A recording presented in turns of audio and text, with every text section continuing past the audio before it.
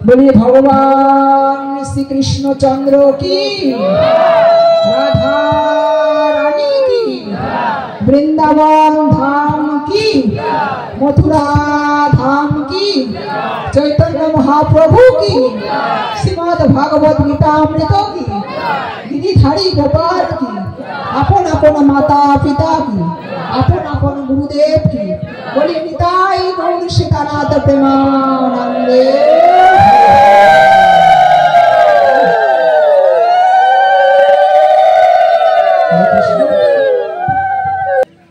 आज भागवतीर आलोचना राजा परीक्षितेर ब्रह्मशाप प्राप्ति।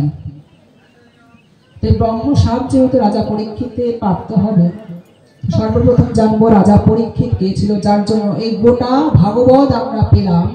সেই রাজা পরীক্ষিত কে ছিল?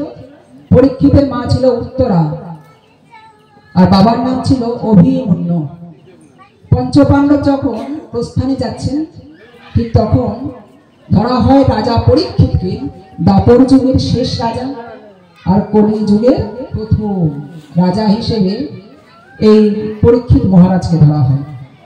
তো এই পরীক্ষিত মহারাজ ছিল একজন বিরোচেতা, জ্ঞানী এবং ধর্মে বিশ্বাসী রাজা।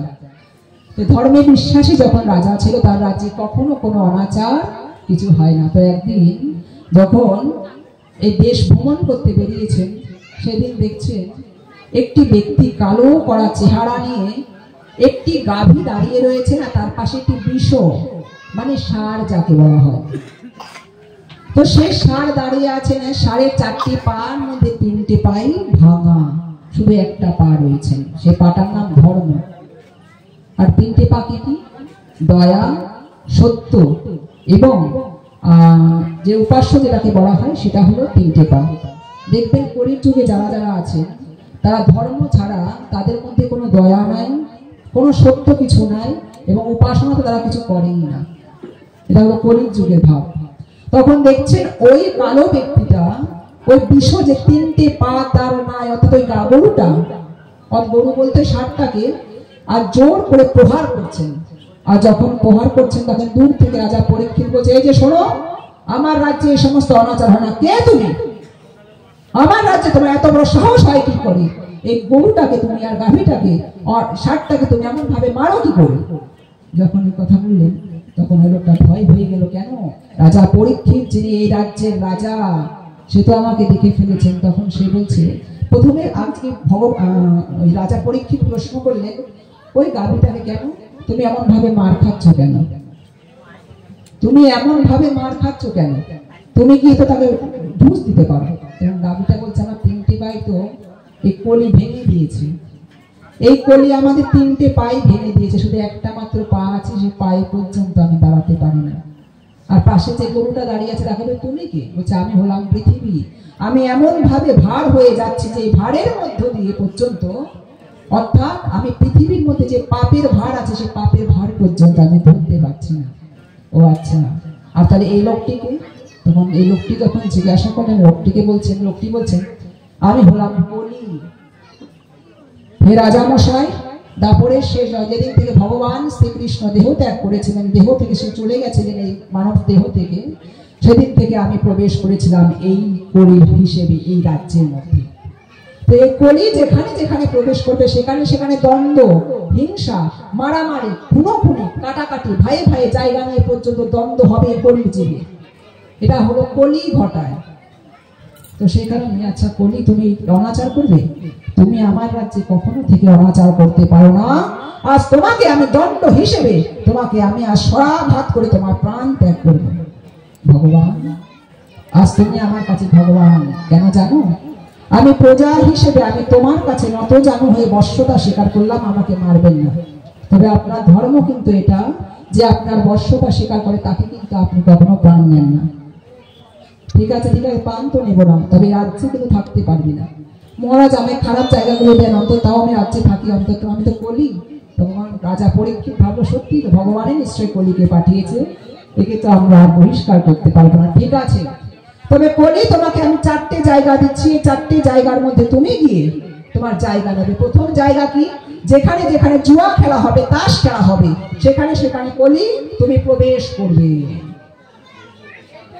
ভাবেন না যেখানে যেখানে জুয়া খেলা হয়, তাস খেলা হয়, অর্থাৎ অন্যায় পথে পয়সা উপার্জন করা, জানবেন আরামের টাকা হারামে খায়।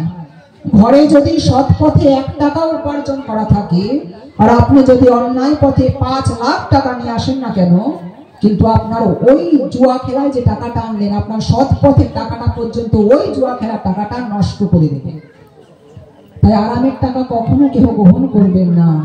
যতক্ষণ গায়ে ভগবান শক্তি দিয়েছে, বল দিয়েছে, বলের মাধ্যমে উপার্জন করার কথা আপনারা ভাববেন। তো কলিকে প্রথম স্থান দিল কোথায়? তাস বা জুয়া খেলার মধ্যে। যেখানে যেখানে তাস খেলা হবে, জুয়া খেলা হবে, তাদের মধ্যে কলি প্রবেশ করবে। আচ্ছা, দ্বিতীয় স্থান দিল মদের মধ্যে। কলি, তোমার স্থান হবে মদে। জানেন না এখনো কিন্তু আমাদের সংসারে মদ খাওয়া নিয়ে খুব বাড়াবাড়ি হয়। জানবেন টাকা থাকতে পারে, পয়সা থাকতে পারে, যে সংসারে মদ খাওয়া হয় সেই সংসারে কোনোদিনও শান্তি বিরাজ করে না। এটা 100% সিওরিটি ভাবে আমি লিখে দেব। হয়তো মা বাবা বা অথবা বউ আশপাশে সবাইকে দেখে আমি ভালো আছি, কিন্তু ভেতরেও তাকে কুড়ে কুড়ে খায়। এই মদ যে সংসারে খাওয়া হয়, সেই সংসারটা পুরোটাই ভেতর থেকে বিনষ্ট হয়ে যায়। হরে কৃষ্ণ, ক্ষমা করবেন, আমার কথা নয়, এটা ভাগবতীয় কথা। 3 নম্বর স্থান দিল কোথায় জানেন? যেখানে 12 নারী থাকবে, প্রতিতালয়, যেখানে 12 জন নারী থাকবে, আমি ভেঙে আর বলবো না, সেখানে বলি তুমি প্রবেশ করো। আচ্ছা ঠিক আছে। 4 নম্বর স্থান দিল যেখানে প্রাণী হত্যা হবে, প্রাণী হিংসা হবে, সেখানে সেখানে তোমার বাস হবে। এই 4 জায়গা নিয়ে কলি সন্তুষ্ট হলো না। আর যখন সন্তুষ্ট না, ভগবান আজ রাজা পরীক্ষিতকে বলছেন, আমি একটু ভালো জায়গা দিতে পারো না? 4টেই তো খারাপ জায়গা, কি ভালো জায়গা দেবো? এই সোনার মধ্যে আমাকে জায়গা দিয়ে দিন। দেখেন আজ কলি এমন একটা জিনিস, রাজা পরীক্ষিতকে পর্যন্ত কিভাবে সিংহাসন থেকে টেনে আজকে মেরে ফেলবে দেখবেন। হরে কৃষ্ণ। এই কলি, এই সংসারের মধ্যে যাই কলি ঢোকে, সেদিন পুরো সংসারটাকে ছাড়খাড় করে দেয়। হরে কৃষ্ণ। তো সেই কারণে কি হলো, আজ যখন বলেন ঠিক আছে সোনার মধ্যে তোমাকে জায়গা দিতে পারি, তবে অন্যায় পথে যারা সোনা আনবেন সেই সোনার মধ্যে থাকবে, সৎ পথে সোনার মধ্যে তুমি থাকতে পারবে না। আচ্ছা ঠিক আছে। ইতিমধ্যে প্রবেশ করলো এই 5 জায়গার মধ্যে কলি। তো ঘটনাক্রমে আর 4-5 দিন পরে রাজা পরীক্ষিত আজ মৃগয়ায় যাবে, অর্থাৎ একটু রাজ্য ভ্রমণ করতে যাবে।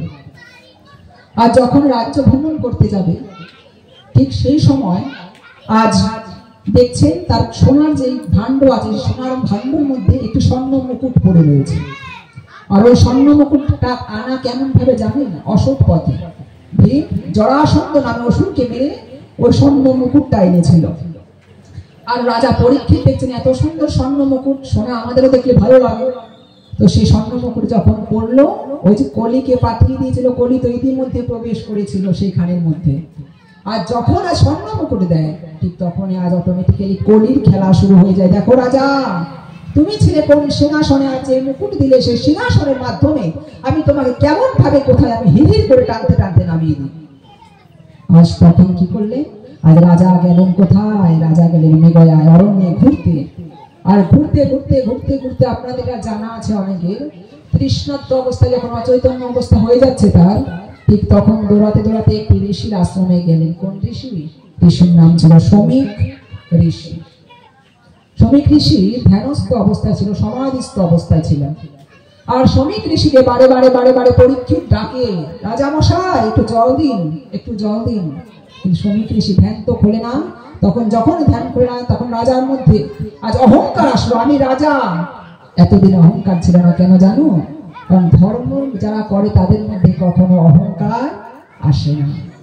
তো আজ রাজা পরীক্ষিতের মধ্যে অহংকার আসলো, আমি রাজা। কেন? ওই যে মুকুট কলি ঘোরাচ্ছে সমস্তটা। তো সেই কারণে আজকে আমি আজ কি করি দেখেন, তোমার রাজা বলছেন যে আমি রাজা। তখন পাশে ছিল একটি মৃত সর্প, সেই মৃত সর্পটা নিয়ে কি করলে, আজ কলি ওই ঘটার মধ্য দিয়ে রাজা পরীক্ষিত সমীক ঋষির গলার মধ্যে একটি মৃত সর্প জড়িয়ে দিয়ে আসলো। পাশে ছিল তার বাচ্চা কতগুলো, ওই আশ্রমের কিছু শিষ্যরা। তখন শিষ্যরা বলছেন, দেখ দেখ দেখ সিঙ্গি, দৌড়াতে দৌড়াতে গিয়ে বলছেন, তো বাবার গলায় কে যেন মৃত সর্প একজন রাজা এসে দেখলাম ঝুলিয়ে দিয়ে গেছে। যখন দেখছেন সত্যি, তো দৌড়ে আসলেন সিঙ্গি, আমার বাবার গলায় কে মৃত সর্প দিয়ে যায়? কার এত বড় সাহস? যখন বলে তখন সেই শৃঙ্গি আর জল নিয়ে সূর্য আর চন্দ্রকে মিলে আজ অভিশাপ দিচ্ছেন কি, যে দিয়েছে আমার বাবার গলায় মৃত সর্ব, 7 দিনের মধ্যে তক্ষক নাগের দংশনে সে প্রাণ ত্যাগ করলেন। পরীক্ষিত মহারাজ কি করলেন? ভগবানের নাম স্মরণ করতে করতে কি করা যায়। আজ পরীক্ষিত মহারাজ যখন শ্রাপ শ্রবণের কথা শুনলেন, শোনার পর আজ দৌড়াতে দৌড়াতে সমস্ত মুনি ঋষি যারা আছেন, পাঠক ভাগবত পাঠ থেকে শুরু করে যারা যারা আছেন সবার কাছে বলছেন, মৃত্যুমুখী জীবে করণীয় কাজ কি? মৃত্যুমুখী তো আমরাও জীব। শুধু পরীক্ষিত মহারাজের 7 দিনে মৃত্যু হবে না, আমাদেরও 7 দিনের মধ্যে মৃত্যু হয়ে যাবে।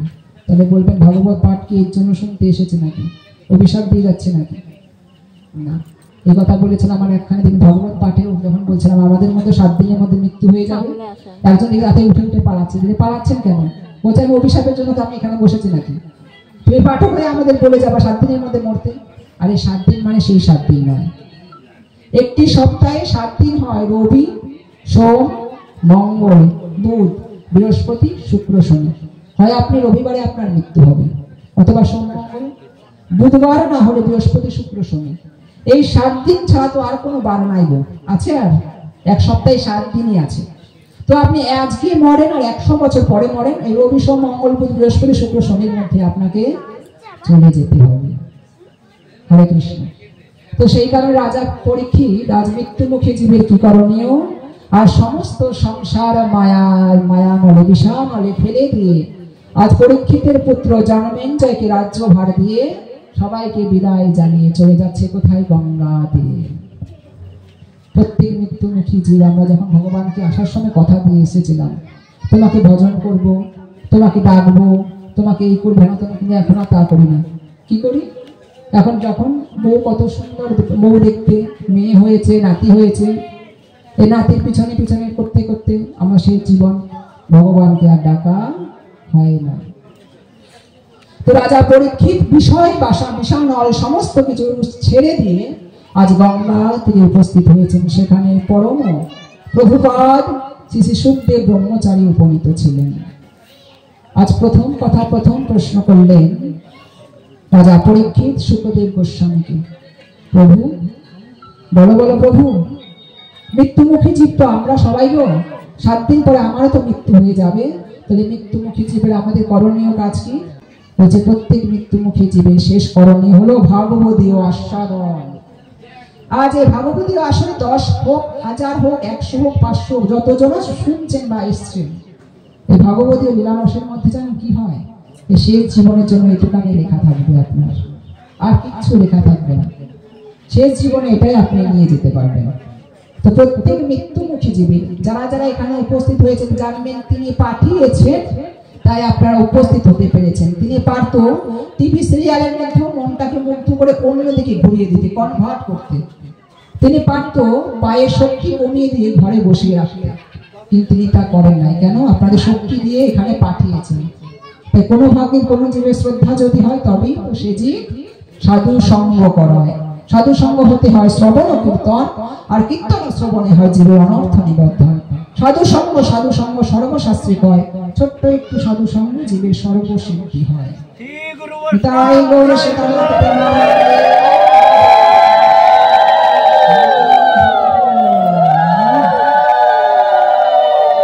কারণে সাধু সঙ্গ করার জন্য ভগবানের শক্তি মাফিক আপনারা আজ উপস্থিত হয়েছেন। তো দেখো পরীক্ষিত, তোমাকে একটি প্রশ্ন করি, বলো তুমি দিব্যজীবী হতে চাও না দীর্ঘজীবী হতে চাও? আচ্ছা প্রভু, দিব্যজীবী মানে কি? আজ তো ভাগবতী আস্বাদন আপনাকে করাচ্ছি, তোমাকে করাবো ভাগবতী আস্বাদন। তো দিব্যজীবী মানে জানো কি? দিব্যজীবী মানে এই ভাগবতী আস্বাদন যদি তোমার এক মনে তুমি শুনতে পারো ভাগবতীয় লীলা কথাগুলো, তবে কৃষ্ণ দর্শন করে তোমার আজ দেহ ত্যাগ করতে পারবে। আচ্ছা, আর তাহলে দীর্ঘজীবী মানে কি? দীর্ঘজীবী মানে আপনি শুনলেন, প্রশ্ন করবেন না, হয়তো কোনায় বসে ঘুমাবেন, মন থাকবে না। ভাগবতের শুনবেন অল্প একটুখানি, বেঁচে থাকবেন অনেক দিন, কিন্তু ভগবানকে পান বা না পান তার কিন্তু গ্যারান্টি আমি দিতে পারবো না। এটা কে বলছেন? সুখদেব গোস্বামী বলছেন পরীক্ষিত মহারাজ। আচ্ছা ঠিক আছে প্রভু, তাহলে যদি ভগবানকে মানব দেহ পাওয়ার তো মূল লক্ষ্য হলো ভগবানকে পাওয়া, যদি দীর্ঘজীবী হয়ে আমি ভগবানকে পাই, আমি দীর্ঘজীবী হতে চাই না। আচ্ছা ঠিক আছে। আজ ভাগবতী আস্বাদন করাচ্ছেন রাজা পরীক্ষিতকে। 1 দিন 2 দিন 3 4 5 6 7 দিন পরীক্ষিত সুখদেব গোস্বামী ভাগবতী রস আস্বাদন হয়ে গেছে। রাজা পরীক্ষিত ফিরে গেছেন তার গৃহে। আর যখন ফিরে গেছেন তখন ওই নাগ তক্ষক নাগ আসলেন। এই তক্ষক নাগ এসে রাজা পরীক্ষিত আজ ফল দিতে আসছেন। এমন ভাবে ফল দিতে আসছেন একজন ব্যক্তি। সেখানে ফলটা নিলেন রাজা পরীক্ষিত। 7 দিন পর কুঠুরির মধ্যে রয়েছিল, সেই কুঠুরিতে যেন কেউ না প্রবেশ করতে পারে। কিন্তু যখন এই ফলটা নিলেন, ফলের মধ্যে দেখেন তক্ষক নাগ বাসা বেঁধে আছেন। তখন পরীক্ষিত বলছেন, অভিশাপ দিয়েছেন, আমি অভিশাপ খণ্ডন করাতে পারি, কিন্তু আমি যদি অভিশাপ খণ্ডন করিয়ে ফেলি তাহলে যারা যারা এই ব্যক্তিরা উপস্থিত আছে তারা অভিশাপ আর কখনো ভুলবে না। তাই নিজ ইচ্ছা অনুযায়ী সেই তক্ষক নাগকে দংশন করার জন্য ওই ফলটা যখন মুখের মধ্যে নিল, উপরে গিয়ে সমূলে জোরে তক্ষক নাগের দংশনের ফলে মৃত্যু করে ধরে পড়ল কে? রাজা পরীক্ষিত। হরে কৃষ্ণ।